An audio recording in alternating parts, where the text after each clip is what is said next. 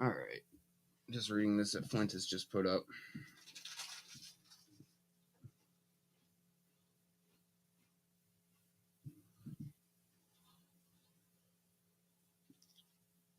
Flint Community School District.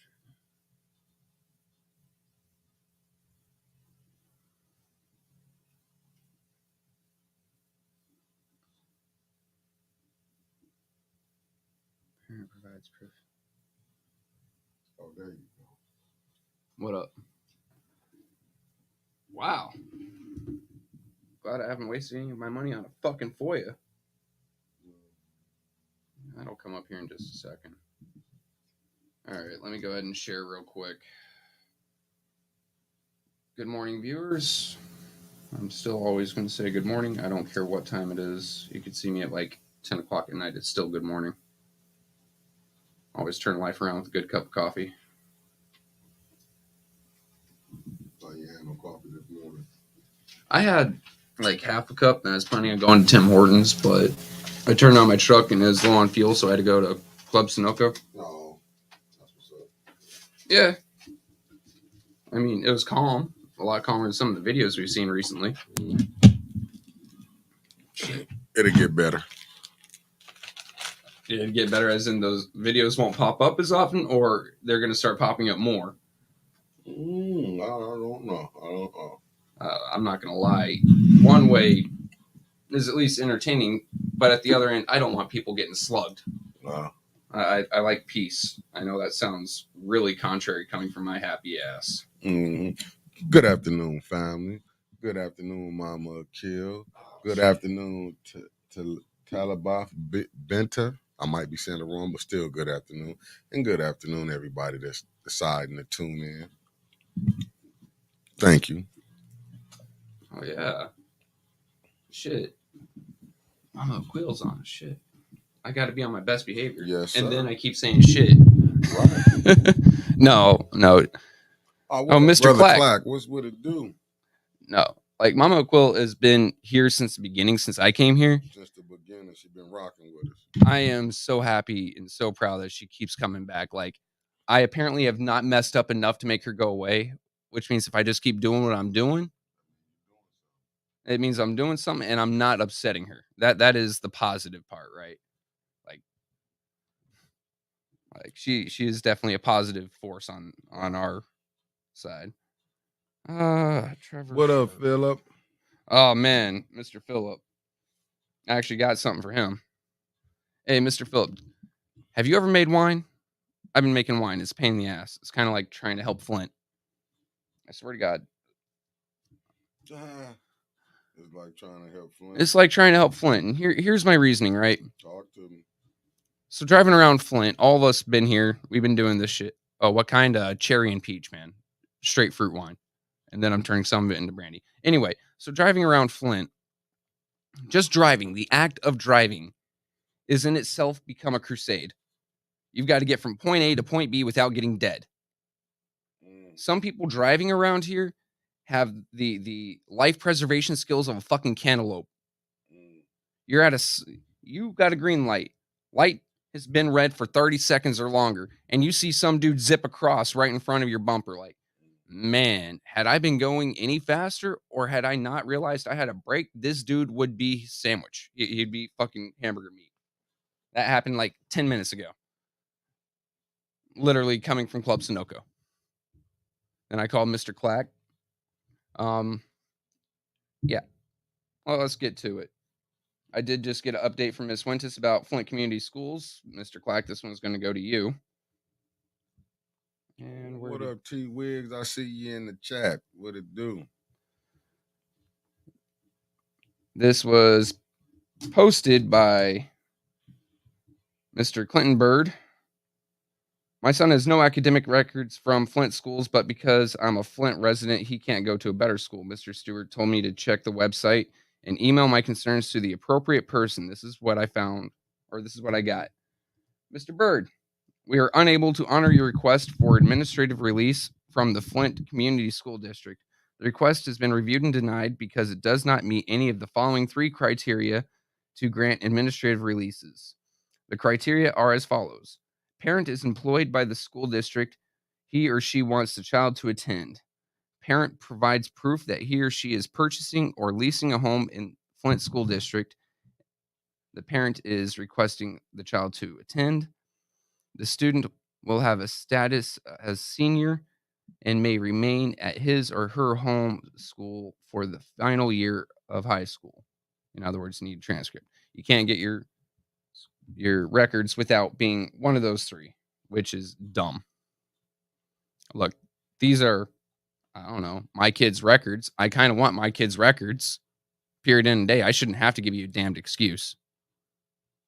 But that's on the administrative side. That is not on the school board side.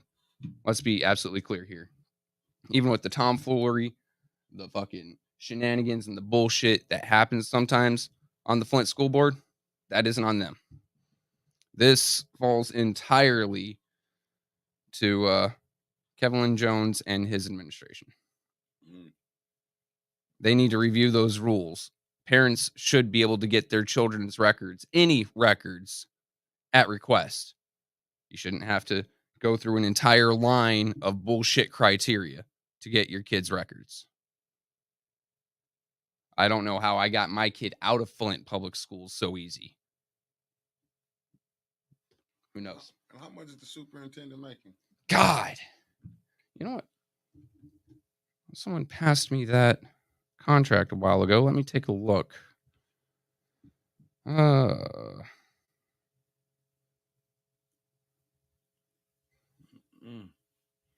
Flint is being ran by some scoundrels.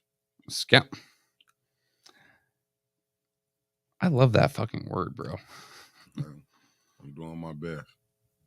Some ruffians, some rapskillions, shall we? Mm-hmm. Yeah, I got the contract right here. It's just downloading onto my phone because I'm about as smart as a rock. How you feel about the new school we're opening? All right, so we've been smashing our kids into smaller and smaller classrooms, right? It's been proven through years that having children in a smaller group learning environment is better for them. Right. Your optimal learning area is about 15 to 20 students per teacher. Okay. So the thought of them opening up a school and getting some of these kids out of the sardine can is great to me. But can we fucking afford it right now? How much is our school district upside down? About 15, 16 mil. All right, give me a second. Got to get to the compensation. $169,500 a year before bonuses. And that's also not counting side, school district issued car, gas, all that fun shit. Good afternoon, Sanaya. Am I saying it right? Thanks for tuning in. Thanks for everybody who just now tuning in. No, because I was looking at it because I seen Flint has 70 graduates. Yeah. And I'm thinking like that's 170,000. Like, dude, are you getting bonuses the way the district is failing? Mm-hmm. I mean, hey. And then the performance evaluations that he's been able to do of himself. How are you going to evaluate your own performance when there's money on the line and be honest about it? Let me be honest with you.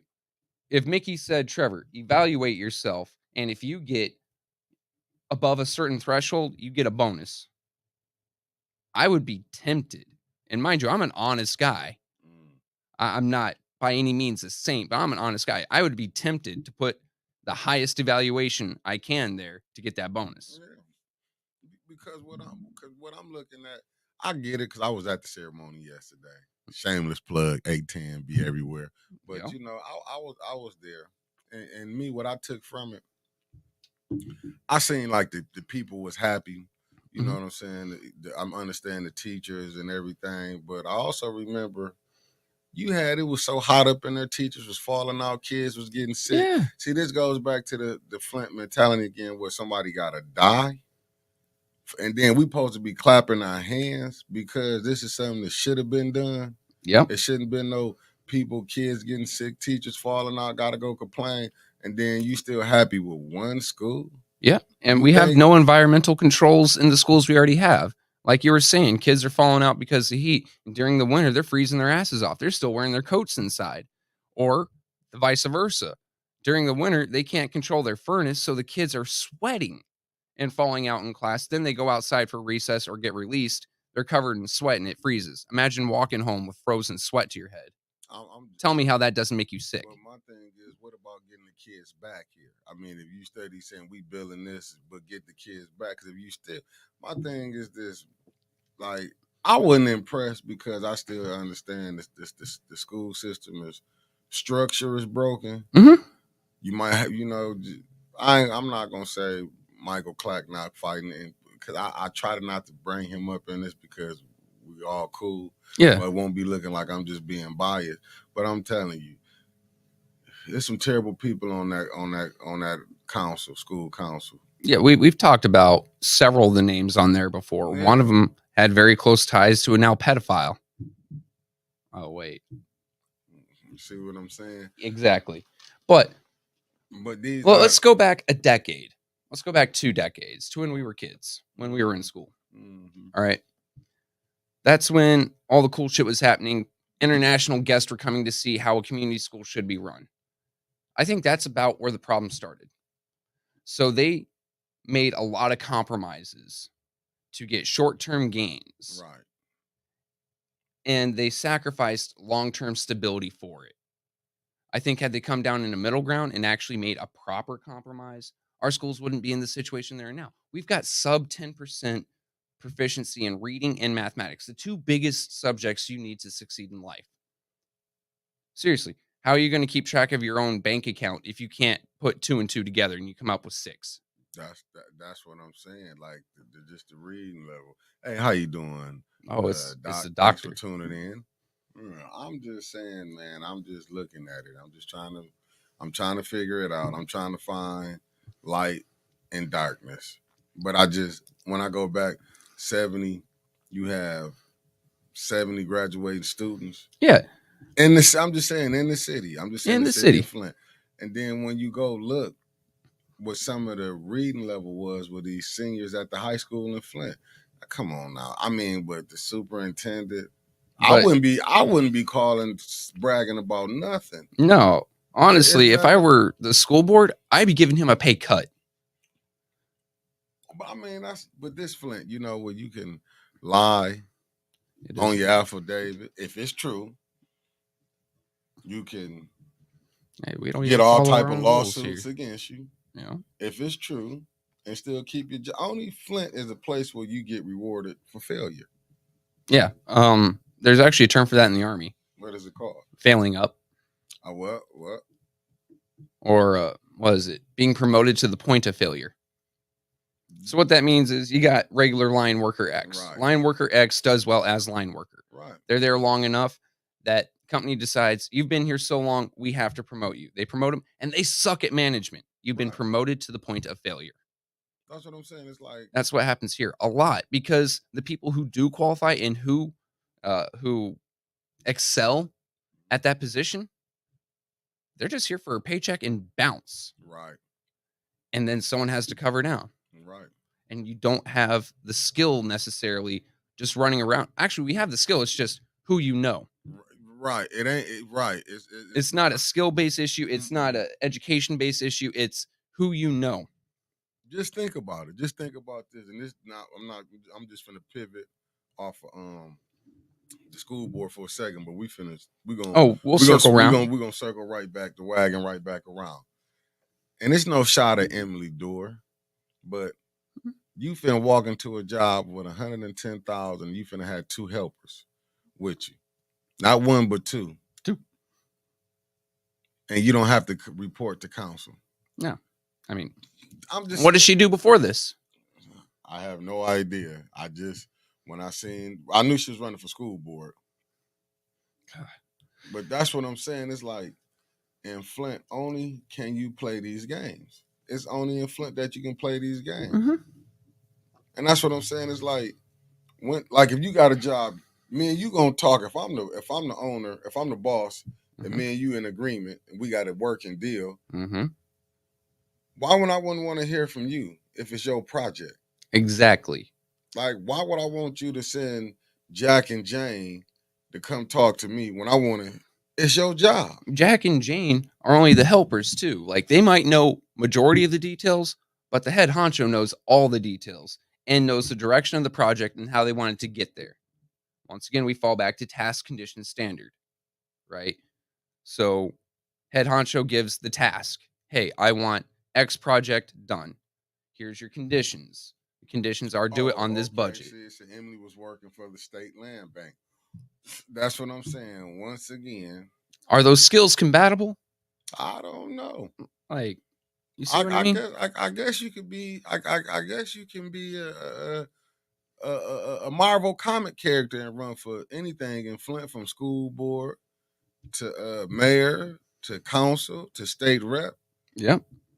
Long as you can look at a person, you can stand you walking on twos. I'm guessing maybe they put a lipstick on a pig and run it for mayor in Flint. They did. But that's the point. I know. That's the point. You see what I'm saying? Like you say that and it hits me like they did. That's what, and it seemed like they put these people in places for Flint to fill. Mm-hmm. And it seemed like, what did we talk about last week? I fully expect with emergency manager and state takeover for them to look at Flint as a city that cannot handle itself. Right. And then do to it what they do to any government entity. They break it down. So you're going to have chunks of Flint now become Beecher, chunks of Flint now become Clio, Flint Township, whatever, and just have the core of Flint downtown as Flint. Right. There will be no more Flint residents unless you live in apartments downtown. Right. That's like how they setting it up, and it seemed like, because I mean, it just seemed like the citizens ain't waking up. I don't care how much you go out there. Like you keep saying, even with us, we talk about it. It's like it's falling on deaf ears. We are beating a dead horse at this point. Like, 'cause even with the water, 9 years, 9 fucking years of bad water, and we still get the same response after 3 years, over 90% done. Wait, that 90% done was done with Doc Weaver. That's where we got that number. We have no idea where the fuck we're at now. But every year we celebrate the water crisis. What the fuck is that mentality here? Oh, the water crisis is done over. No, the fuck it isn't. And we shouldn't be celebrating that it's over. It shouldn't have ever happened in the first place. That's calling lulling you to sleep. See, we getting celebrations mixed up where we really celebrating, because who celebrate? I mean, I get it. It's a remembrance, but it should be called a remembrance of a death plot, because that's basically what was happening. You was killing people. It should be a solemn event. Instead, every year we see a fucking carnival, man. Yeah, like this is more than sick. Yeah, anytime you can have, and it's crazy because you got people who actually think this is being ran good. And that's what I took from when I seen the superintendent. Like, I was really pissed off going to that thing yesterday, going to the ceremony. Like, when you seeing, okay, I'm telling you, it's just terrible. I wish I didn't go, to be honest with you. I can't find no. You had family there, right? No, I went. We the news, so we gotta cover it. Yeah, it was one of them type of things. It's one of those sad days where you have to send the producer because Trevor ain't getting out of his house. Like, oh my god, and I get it. Like I say, and I know Clack doing the best that he can do. Mm-hmm. But man, him, Luna, and Mr. King. I mean, it's just like it's a sad day. It's just a sad day. I'm telling you, to me, it's just we celebrating a school opening, but you got, and I agree with you too, Tony, as far as what our kids read next. I remember Brother Roberts now, they worked up in Southwestern. You know what I'm saying? Like, and he was coming back telling me what the kids' reading level was. Like, dude, the superintendent just sleeping through the reports. But I guess when you're not really being threatened, you know, he ain't getting, listen, we finna cut you loose. Because I feel like if you let an incompetence roll like this, you should be out of the school system. That's just my personal opinion. Like, all right, let's throw some classics that I'm used to reading at some of these kids. I'm not talking about my sci-fi collection. because it's got pseudo Greek or pseudo Latin. That's going to confuse kids, right? So let's throw Catcher in the Rye, a great American novel about literally nothing except a kid realizing he has it good. You throw that at some of these kids now, they won't understand some of the core concepts because their reading level is so poor. Number one, some of the words outgrasp them because this book was written in the 50s when we had a much larger vernacular with larger words. And number two, just the reading comprehension level, understanding the core concepts has been forgotten. Or Catch 22. Two of my favorite books in the world actually start with Catch. It's hilarious. Anyway, Catch 22 is a book set in World War II of a bomber, a man in the fucking airplane dropping bombs, Right. who hates the insanity of war and can't figure out how to get out of it while most of his friends defect or go AWOL or die around him. And the entire concept of the book is him coming to terms. I don't have to take this if I don't want to. A lot of the kids would sit there and not understand that concept. Right. That when you are the only sane person around you, when you're the only sane person in a group of insane people, you're on the outside. You are now insane. And that's what really kicks me. Some of these beautiful concepts are being missed by our kids. And you have a graduation rate of class of what? 70 kids, you say? There and about? It says 70, but it was reported. Right. I went to a high school that had 2 campuses split among 2 cities. We had a graduating class of 23 students. An overall school population of, I want to say, 200 kids split across, no, it was less than that, like 110 kids split across 2 campuses for high school. That is a large graduation rate. Now, if we take a look at all the kids in high school here in Flint, we only have one high school. How large is that high school? It's fairly decent size considering the size of Flint. But only 70 kids graduated? How many have dropped out? How many's parents actually stepped up, had the guts to say, look, I don't think my kid is ready for college. I don't think my kid has grasped all the concepts that high school can give them. Because the school can no longer offer to hold your kids back. You as the parent have to. No, I believe it's passing on the problem to the next teacher until you can get them out of the school district. It's turned into a money-making racket. They aren't there to educate your kid. They're there to bring money into the district and grab their own paycheck. And that's Flint for you. I mean, that's nationwide, but yeah, Flint is the embodiment of it. Right, because if you can do it here, all they're doing is taking this play that they play in here, taking it everywhere else. Yeah. It showed you the good part of it, how you can build it up, how they came here to see how Flint school systems was ran. At one time, it was one of the wonders of America. Yeah. Where other districts want to copy it. But it's just, to me, but I still look at our politicians. It always falls to politicians. All politics are local. Even when you get to right, all politics is local. But when you see the dysfunction on the school board, I'm seeing people just, I guess, I don't know, maybe the citizens are tired.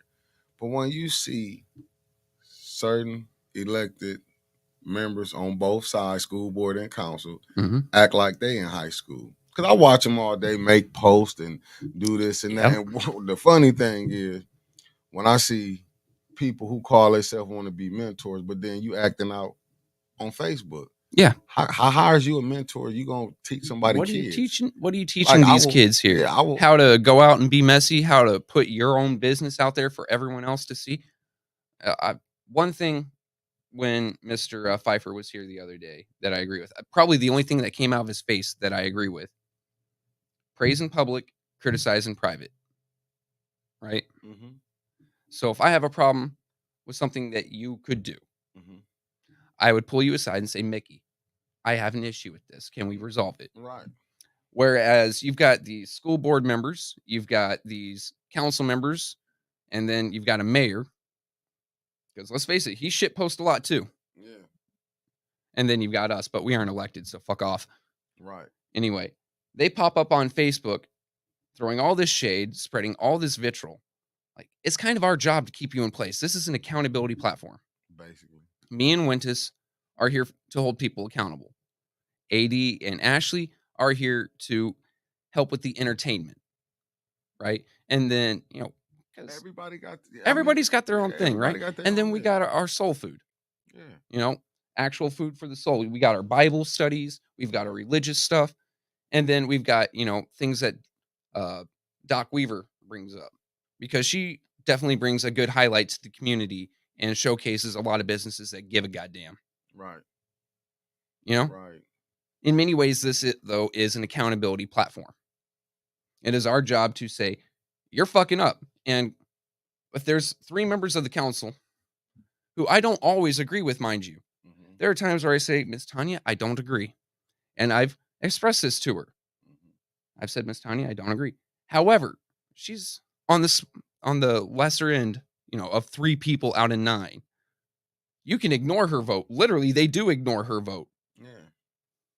So me saying, Miss Tanya, this is a bad idea on here does absolutely nothing. Right.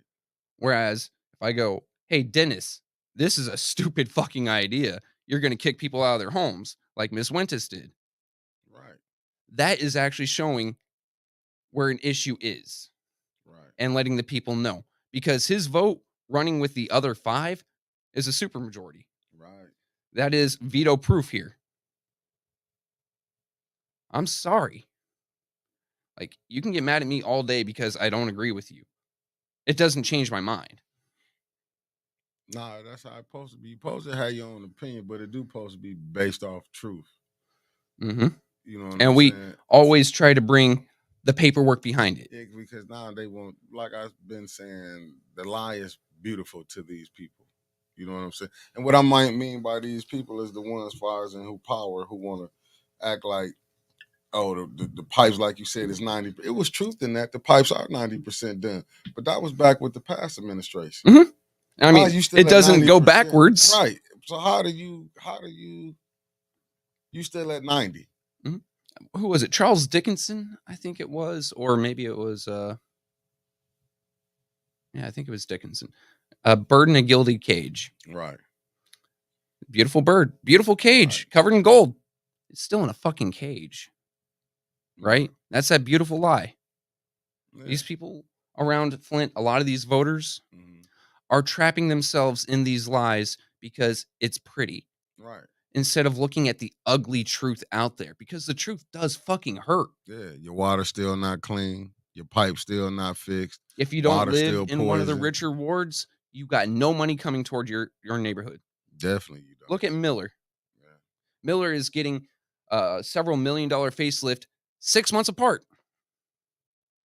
Some of these potholes are literally wide enough I can drop my kids in there and you don't see their ankles no more. Hell, I'll go take a drive right now and take a picture of it. That make sense. It's easy. Money talks and hopes walk. And just look at the media here. You will have our news media here. I ain't gonna say media. It's definitely not news, my man. It's entertainment. The propaganda channels. Yeah. If you watch them, you would think Flint, everything was, man, let me tell you, you think we was living in Beverly Hills or on Mahulla Drive. You would think Saginaw Street was Mahulla Drive from California. That's my opinion. No, you're absolutely right. So a young lady, now granted, this young lady has come to my house several times, but she's kind of had a more privileged upbringing. And she calls me, says, Trevor, can you give me a ride? First thing that goes through my head is, all right, let me wake up my kid, because I'm never, ever getting in a vehicle with any female that I don't know and absolutely trust alone, especially one underage. Too much bullshit there. So let me go grab my kid. All right. She wants to go to the north side. No problem. You know where you're going? Oh, my friend said they want to meet here. Liquor store. Okay, I'll wait for your friend. Why? And sure enough, the second we pull up, she hops out to go inside. As she's walking in, there's some gunshots. And she runs back to my truck. What the hell was that?